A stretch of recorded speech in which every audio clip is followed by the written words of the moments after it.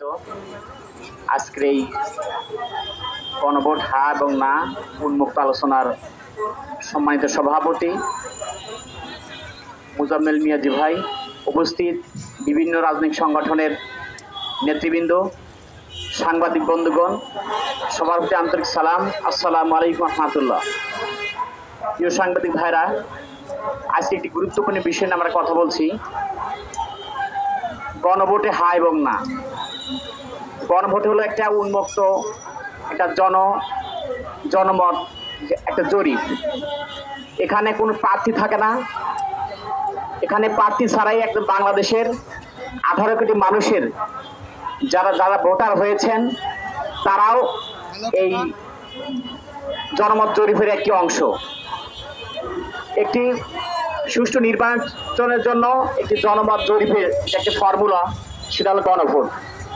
এই গণভোটের মাধ্যমে একটি টেস্ট ম্যাচের মতো যদি আগাম প্রস্তুতি নেওয়া যায়, একটা পরিকল্পনার, সুন্দর দেশ গড়ার যে পরিকল্পনা, সেটা নেওয়ার জন্য এটা একটা জরুরি।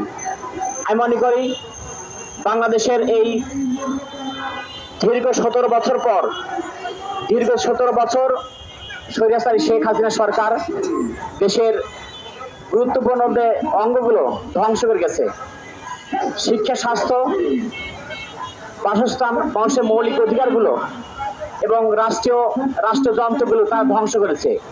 আজকে সেই রাষ্ট্রযন্ত্রকে ঢেলে সাজাতে হলে, সেই রাষ্ট্রযন্ত্রকে একটি সুন্দর রাষ্ট্র গড়ে তুলতে হলে একটি জনমত জরিপ, এবং এই জনমত জরিপের মধ্য দিয়ে বাংলাদেশে আগামী নির্বাচন কীরকম হবে এবং এই নির্বাচনকালীন যে দায়িত্ব, প্রশাসনের কি ভূমিকা হবে, প্রশাসন সারা বাংলাদেশে নির্বাচন কিভাবে তারা দায়িত্ব পালন করবে, সামগ্রিক বিষয় নিয়ে একটি পূর্ব প্রস্তুতিমূলক একটি পরীক্ষা এই গণভোটের মাধ্যমে আগামী দিনে বাংলাদেশের রাষ্ট্রনায়ক, বাংলাদেশ রাষ্ট্র পরিচালনার সেই চাবিকাঠি তুলে দিতে হবে, যেখানে বাংলাদেশের আপামর জনতা, ছাত্র, যুবক, রিক্সাওয়ালা, ঠেলাওয়ালা, বিভিন্ন শ্রেণী পেশার মানুষের মত প্রকাশিত হবে এবং সুন্দর একটি নির্বাচনের মধ্য দিয়ে বাংলাদেশে সরকার প্রতিষ্ঠিত হবে, যেই সরকার মানুষের কথা বলবে, মানুষের ভাগ্যের কথা বলবে,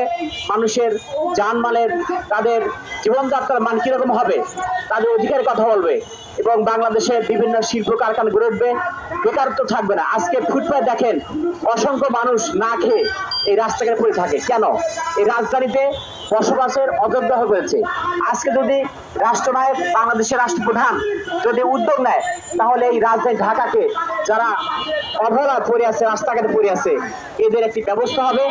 রাস্তাঘাটে ভিক্ষুকের পরিমাণ বেড়ে গেছে, মানুষের মৌলিক চাহিদার দ্রব্যমূল্যের দাম বেড়ে গেছে, মানুষের জীবনযাত্রা খুবই কষ্টসাধ্য হয়ে পড়েছে। এজন্য একটি পূর্ব প্রস্তুতির জন্য গণভোট প্রয়োজন এবং এই গণভোটের মাধ্যমে বাংলাদেশে একটি নির্বাচন হবে। সেই নির্বাচনের মাধ্যমে মানুষের আকাঙ্ক্ষার প্রতিফলন ঘটবে।